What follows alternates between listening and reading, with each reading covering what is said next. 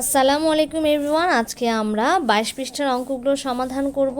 তোমরা যারা আমার চ্যানেলটিকে সাবস্ক্রাইব করেছো তাদের অসংখ্য ধন্যবাদ, আর যারা এখনও করো নাই তারা প্লিজ চ্যানেলটিকে সাবস্ক্রাইব করে বেল বাটনে ক্লিক করে রাখো, যেন ভিডিওটি আপলোড করা মাত্রই নোটিফিকেশন পেয়ে যাও।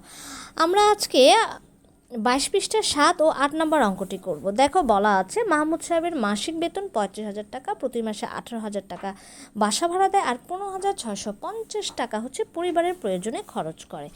এখন তিনি কত টাকা অবশিষ্ট থাকে এবং বছরে কত টাকা জমা রাখে। এখানে কিন্তু বছর বলা আছে, হ্যাঁ, আর আমাদের বেতনটা দেওয়া আছে কিসে? মাসে। তাহলে এক বছর সমান কয় মাস? 12 মাস। এটা কিন্তু তোমাদের মাথায় রাখতে হবে, ওকে? তাহলে আমরা যদি একটু গাণিতিক বাক্যের দিকে লক্ষ্য করি তাহলে দেখতে পাই এখানে একটা গুণ চিহ্ন দেওয়া আছে। তাহলে এই ফাঁকা ঘরে কী বসবে, তাই না? অদ্ভুত একটা বিষয় না, আবার গুণ চিহ্ন কেন? আমরা ইজিলি বুঝতে পারছি যে 35,000 টাকা তার মোট বেতন, সেখান থেকে তিনি দুটো জায়গায় তিনি খরচ করেন, তার মানে দুটো যোগ হয়ে যাবে এবং ওইখান থেকে 35,000 টাকা বাদ দিলে যে অংশ থাকে এটা হচ্ছে তিনি কি, কথাটা বোঝো, মাসে হচ্ছে জমা থাকবে।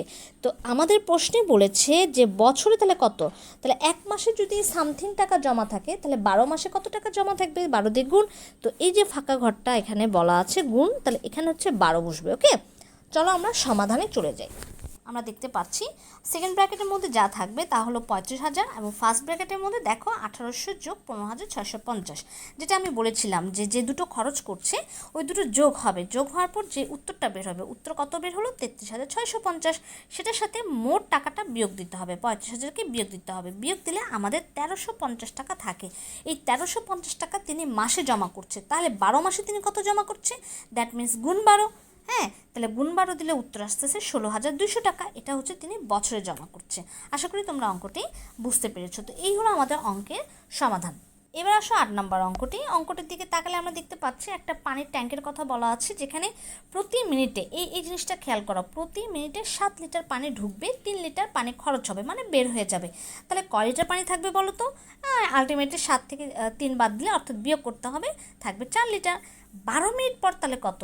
তাহলে 4-এর সাথে আমি 12 কী করবো বলো তো? তাহলে প্রতি মিনিটে পানি জমা থাকছে 4 লিটার।